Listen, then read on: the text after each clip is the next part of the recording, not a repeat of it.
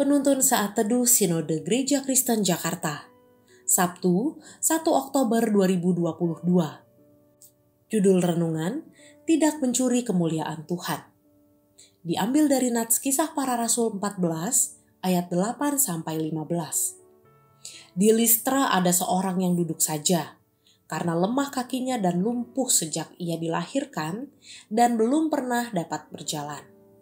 Ia duduk mendengarkan ketika Paulus berbicara, dan Paulus menatap dia dan melihat bahwa ia beriman dan dapat disembuhkan.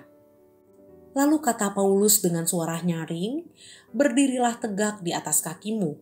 Dan orang itu melonjak berdiri, lalu berjalan kian kemari.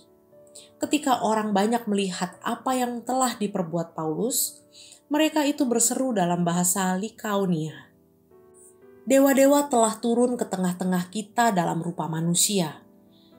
Barnabas mereka sebut Zeus, dan Paulus mereka sebut Hermes, karena ia yang berbicara. Maka datanglah imam dewa Zeus yang kuilnya terletak di luar kota, membawa lembu-lembu jantan dan karangan-karangan bunga ke pintu gerbang kota untuk mempersembahkan korban bersama-sama dengan orang banyak kepada rasul-rasul itu. Mendengar itu, Barnabas dan Paulus mengoyakkan pakaian mereka, lalu terjun ke tengah-tengah orang banyak itu sambil berseru, "Hai kamu sekalian, mengapa kamu berbuat demikian? Kami ini adalah manusia biasa sama seperti kamu. Kami ada di sini untuk memberitakan Injil kepada kamu, supaya kamu meninggalkan perbuatan sia-sia ini dan berbalik kepada Allah yang hidup, yang telah menjadikan langit dan bumi, laut dan segala isinya." Pernahkah kita menerima pujian ketika kita melayani? Mungkin ketika kita menjadi pemimpin pujian atau berkhotbah dengan baik dan bagus, atau kita berdoa untuk seseorang dan orang tersebut sembuh, atau ketika kita menginjili orang tersebut membuka hati menerima Yesus. Apa respons Anda?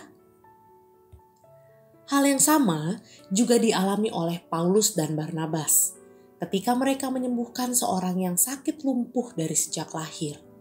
Orang banyak memuji-muji Paulus dan Barnabas. Mereka disebut sebagai dewa-dewa dalam rupa manusia.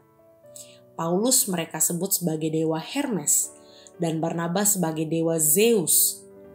Paulus dan Barnabas bukan hanya menerima pujian, tetapi orang banyak itu juga membawa lembu dan karangan bunga untuk dipersembahkan kepada mereka.